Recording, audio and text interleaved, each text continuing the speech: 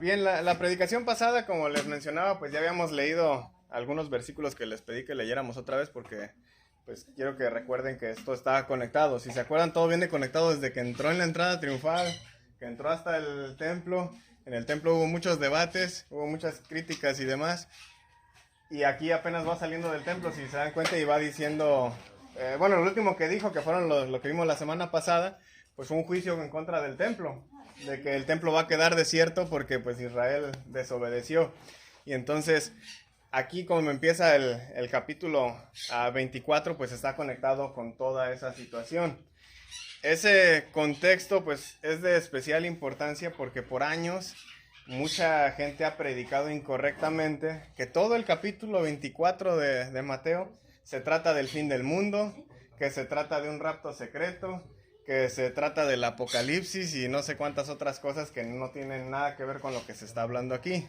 Entonces, hay que recordar que Jesús está hablando del templo, está emitiendo un juicio sobre el templo. En la predicación pasada vimos cómo Jesús había declarado pues, que la presencia de Dios abandonaría el templo, dejándolo abierto a ser destruido. Y entonces aquí precisamente reafirma esto cuando empieza precisamente el capítulo diciendo, ven ese templo. En serio les digo que no va a haber una piedra sobre piedra que quede pues, sin derribarse. Entonces, ¿de qué está hablando Jesús en Mateo 24? De la destrucción del templo. Los discípulos son los que hacen aquí 3 preguntas, pero todo está relacionado con lo que Jesús acaba de decir del templo.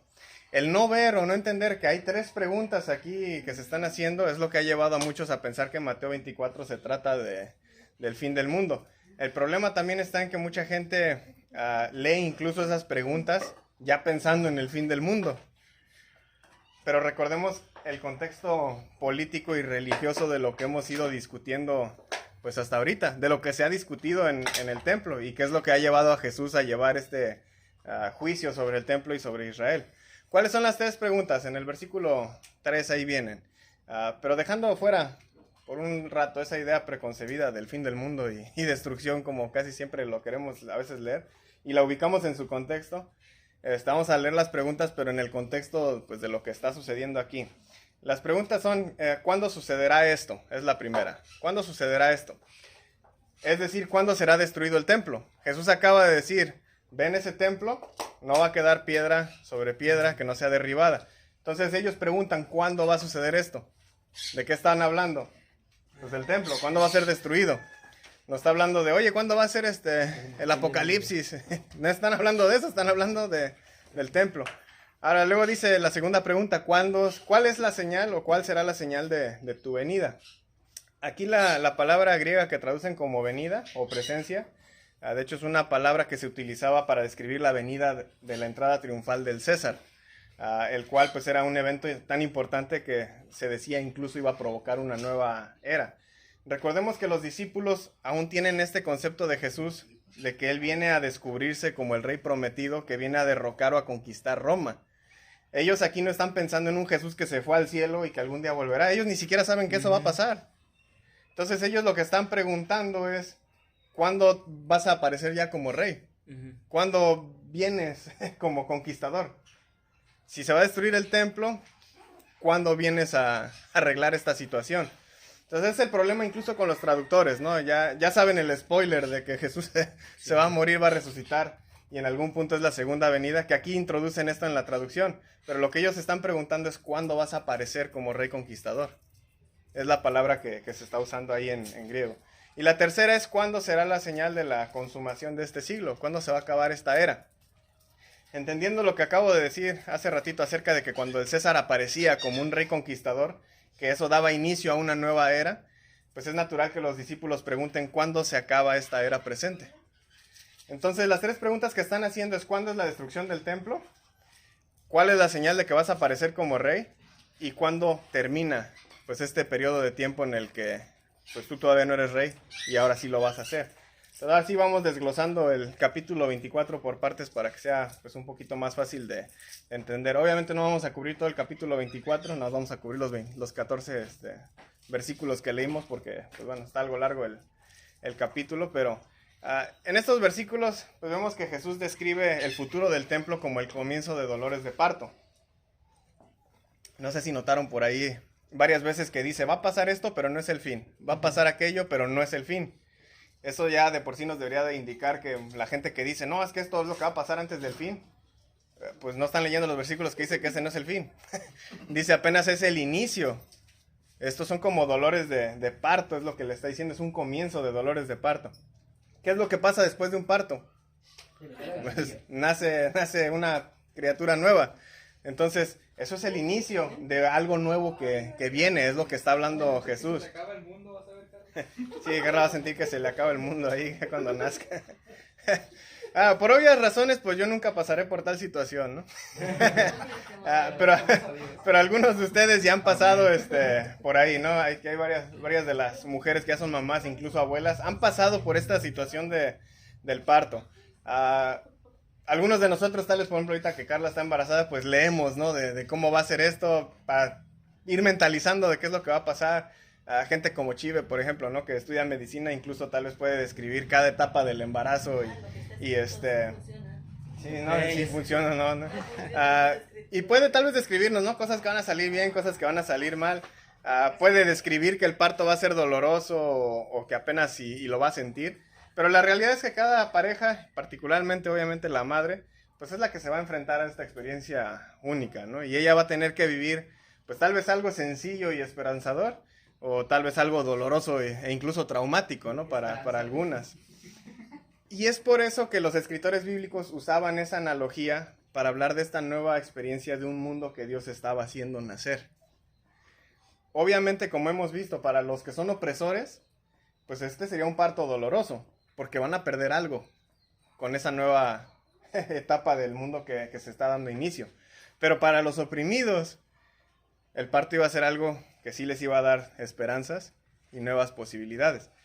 A Jesús entonces le importan en sí dos cosas con respecto al futuro que Dios tiene planeado en este parto que se está describiendo. La primera cosa que le importa a Jesús es su propio llamado de él y su destino. Es decir, pues lo que es su vocación y su resurrección, que son cosas que pues ha venido mencionado Jesús bastante, ¿no? En los últimos capítulos. Y como hemos visto, entre más Jesús lleva a cabo su vocación de anunciar arrepentimiento a la gente, pues más se está encontrando con hostilidad y con violencia pues por parte de los líderes políticos y religiosos de su tiempo, lo que eventualmente pues va a acabar con el asesinato de él en una cruz. Pero dentro de estos planes, Jesús sabe que aunque lo asesinarán, pues él no quedará muerto. Dios a final de cuentas lo va a vindicar después de haber muerto cuando lo resucite de entre los muertos. La segunda cosa que le importa pues es el destino del templo de Jerusalén.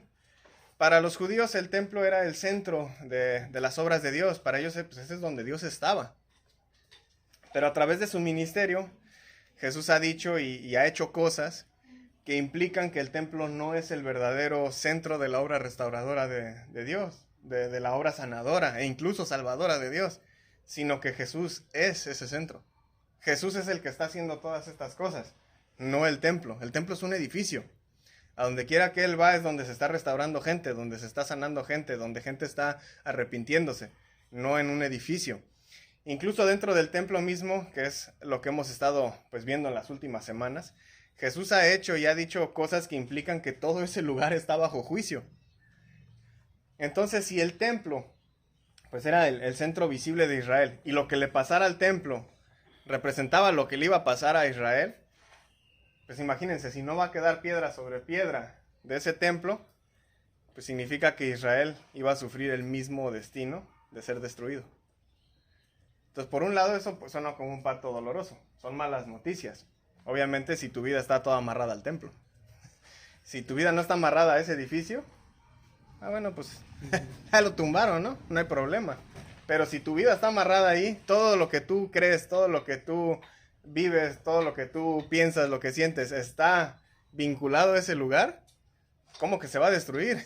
¿Cuándo va a pasar esto? Y esa es la pregunta que están haciendo los discípulos. Si el templo cae, Israel cae junto con él, como ya había sucedido de hecho previamente con los babilonios. Si han leído el Antiguo Testamento, ya se había destruido el templo en una ocasión cuando fueron llevados como esclavos a Babilonia. Ellos ya saben lo que es perder ese templo y ya saben lo que es restaurar ese templo también. Y aquí de repente Jesús viene como profeta a decirles otra vez, ah, sí, se va a volver a destruir. No, ya pasamos por eso. ¿Cómo que otra vez se va a destruir? ¿Cuándo van a pasar estas cosas? Entonces, si los discípulos hacen cálculos de lo que Jesús está diciendo hasta ahora, cosa que obviamente hacen, y entienden que la vindicación de Jesús y la destrucción del templo van de la mano, pues ellos necesitan saber cuándo va a pasar todo esto. Por eso es importante entender las tres preguntas y cómo esas tres preguntas se entrelazan. Por eso preguntan cuándo se va a destruir el templo, cómo va a iniciar esa nueva era y cuándo el mundo va a ver que Jesús pues, es el rey, es el Mesías. Son las tres cosas que están preguntando. Entendiendo esto podemos tener una idea nuevamente de lo que Jesús está diciendo y lo que los discípulos pues quieren. A final de cuentas son dos cosas muy, muy distintas. Son similares en algunos aspectos, pero se van a llevar a cabo de una forma pues diferente a la que ellos esperaban. Es decir, ellos quieren ver a Jesús gobernando como un rey, que venga como un conquistador, que pues obviamente esto incluye la destrucción del templo y el inicio de una nueva era. Si Roma venía y destruía el templo, pues Jesús, ¿cómo vas a regresárselas? Nosotros queremos ver a ese rey conquistador que pues les va a ganar a ellos y se vuelve a restaurar el templo. Lo que ellos están esperando ahí. Y obviamente en la restauración de ese templo iniciaba para ellos una nueva era. Y Jesús contesta que estas tres cosas, pues sí, efectivamente van a suceder. La nueva era está por nacer y ya estaban en los dolores de parto. Pero no es Él el que va a destruir el templo para declararse rey y para dar inicio a una nueva era. Los judíos mismos van a provocar esto por haber abandonado a Dios y por buscar el camino de la violencia. Que eso es la crítica que les ha estado dando desde hace ya varias semanas en las predicaciones. Incluso les ha dicho, así como sus padres mataron a los profetas, me van a matar a mí. ¿Y qué puede esperar un pueblo, ahora sí que de favor divino, si ese pueblo está matando a los voceros de Dios? Estás matando al representante de Dios y todavía quieres que Dios te bendiga.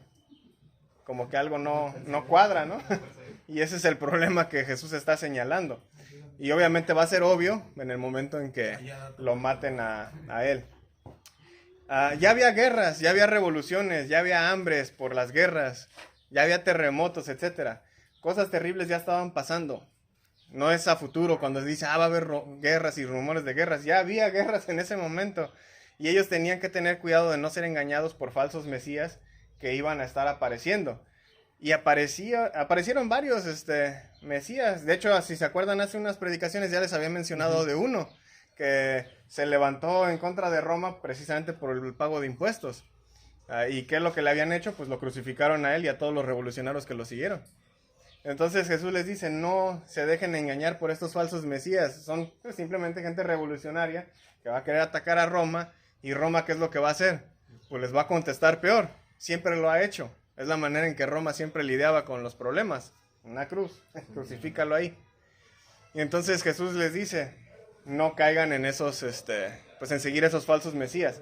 Estos revolucionarios van a buscar atacar a Roma y van a acabar asesinados sin misericordia. Jesús les advierte que cuando Él aparezca como rey, que es la palabra ahí de cuándo será tu venida, no sería como el de los otros mesías. Si la vida de Jesús siempre fue pacífica, pues así es como va a ser su revelación como rey también. Si se acuerdan, incluso cuando Él hace la entrada triunfal, esa entrada de rey, ¿no? Como casi siempre un César la hacía, ¿cómo la hizo? ¿Con un caballo de guerra? Con un burro. O sea, más pacífico no se puede, ¿no? Agarró el animal más pasguato para treparse y entrar a una ciudad. Entonces, Él no iba a cambiar de estrategia. No se volvería un revolucionario violento de un día a otro, como los demás supuestos mesías que habían venido antes y después que Él. Por eso los discípulos debían mantenerse firmes y fieles entre el momento en que Jesús les está diciendo esto de que se va a destruir el templo y el momento en el que Jerusalén va a ser destruido. Y aunque eso sonaba como una mala noticia, la buena noticia entre esto, que la palabra buena noticia es lo que significa la palabra evangelio, la buena noticia era que el reino de Dios que Jesús trajo no solamente se expandiría alrededor de Israel, sino que iba a estar hasta el resto del mundo. De hecho, el último versículo que leímos hablaba precisamente de eso. El evangelio va a ser repartido por todos lados. Y eso, si recuerdan, pasa en el día de Pentecostés. Ellos tenían entonces un trabajo que hacer durante este tiempo antes de la destrucción de Jerusalén. Tenían que predicar o anunciar la buena noticia de que todos estos problemas de guerras y conflictos pues solamente son dolores de parto, no eran el fin del mundo, y lo dice varias veces, pero no será el fin, solamente son dolores de parto. Y como en cualquier caso de conquistas y guerra que vemos en el Antiguo Testamento, no solo se levantarían falsos mesías revolucionarios, sino que se levantarían también falsos profetas, animando a que estas revoluciones pues, se llevaran a cabo. ¿Y qué es lo que eso iba a provocar? Pues la destrucción de Jerusalén. Si leen otra vez, ¿no? El Antiguo Testamento, ¿cuántos profetas falsos no se llegaron a levantar? Y a veces un profeta que sí era profeta de Dios decía, no, es que no hay que hacer esto, no, hay que arrepentirnos, hay que cambiar de dirección. Y los demás decían, no, aviéntate contra Babilonia, sí podemos. Dios ya nos dijo que sí. Y 3 doritos después, y ahí están en Babilonia todos ya en exilio.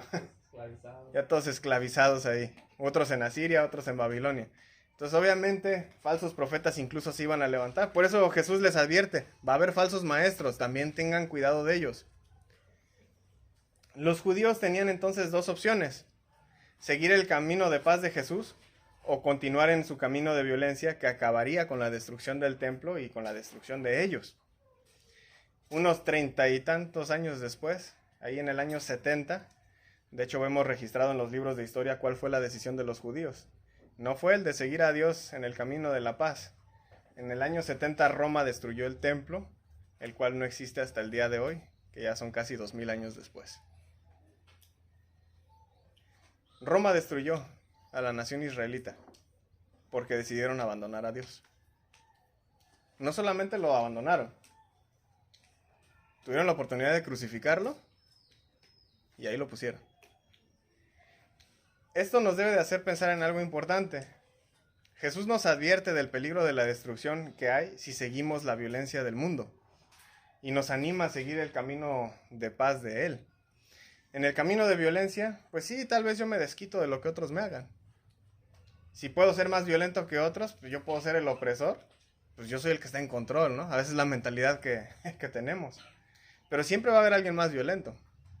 Y esa historia siempre acaba con muerte. Lo vemos aquí en Colima. Entra un nuevo cartel y ¿qué es lo que pasa? Se empiezan a matar entre ellos. ¿Por qué? No, pues yo soy más violento, yo soy más grande, yo soy más poderoso, y hasta que pues no gane el más fuerte y ya queda un rato ellos.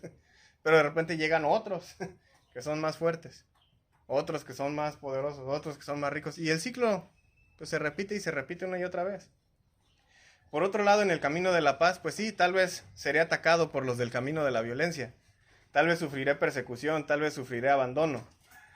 Pero esa historia acaba con una vindicación como la de Jesús. Es decir, acaba con vida eterna. A Él lo mataron los opresores. A Él lo mataron los violentos.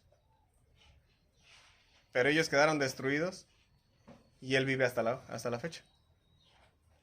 Entonces la decisión está en nosotros y en lo que nosotros también le vamos a transmitir a la siguiente generación. ¿Continuaremos enseñando el camino de violencia que acaba en muerte a nuestros hijos, a nuestros nietos? ¿O vamos a enseñarles el camino que acaba en vida? Volteen a ver el mundo a su alrededor. ¿Qué es lo que la mayoría de la gente enseña a sus hijos? Si te pegan en la escuela, hijo, pégale más fuerte. De una cachetada, tú dale un puñetazo para que aprenda el niño a no pegarte. Siempre enseñamos desquite. Y de repente llega el niño con otro moretón y es que tenía un amigo más grande. Y el ciclo, pues bueno, continúa. La violencia sigue igual. Ahora, eso es estamos hablando de en la escuela, con niños. Pero ¿qué pasa cuando ese niño crece? Ya no nada más es a puñetazos. Ya son balazos, ya son cuchillazos. Ya son otros problemas más grandes. La violencia escala. ¿Cuántas muertes violentas más necesitamos para entender que ese es el camino incorrecto a seguir? En la primaria, pues como digo, son simples golpes, pero esa violencia pues se intensifica. Y el desquite o venganza ya no son simples golpes. Lo vemos en los pleitos maritales que acaban a veces con la muerte de uno o de los dos. Lo vemos en guerras entre narcos y sicarios aquí en Colima. Lo vemos en la guerra entre Rusia y Ucrania. Y Estados Unidos esperando a ver que crucen un poquito más a un ladito de Ucrania para entrar también. Y ahora sí, a darse entre los dos grandotes. ¿Y quién sale afectado? Pues todo el mundo nada más. Estamos todos sufriendo inflación y otros problemas porque a esto se les ocurre no ponerse de acuerdo dos personas y tienen a medio mundo peleando. La violencia siempre escala. Y así como los discípulos, pues nosotros también somos llamados a mantenernos firmes y fieles en tiempos difíciles. También somos llamados a no dejarnos llevar por falsos mesías o falsos maestros que nos enseñen a ser violentos. Incluso si dicen ser la esperanza de México, no hay que dejar que el César sea el que nos domine. Los cristianos estamos llamados a andar en el camino de paz, incluso cuando es muy tentador seguir el camino de la violencia. Pero debemos entender que los cristianos somos llamados a vivir a través de estos tiempos difíciles, no solo a vivir en ellos. Es decir, la humanidad entera vive en tiempos difíciles, todos vivimos en tiempos difíciles, pero hasta ahí llega cuando se sigue el camino de violencia. Te mueres en ese tiempo difícil.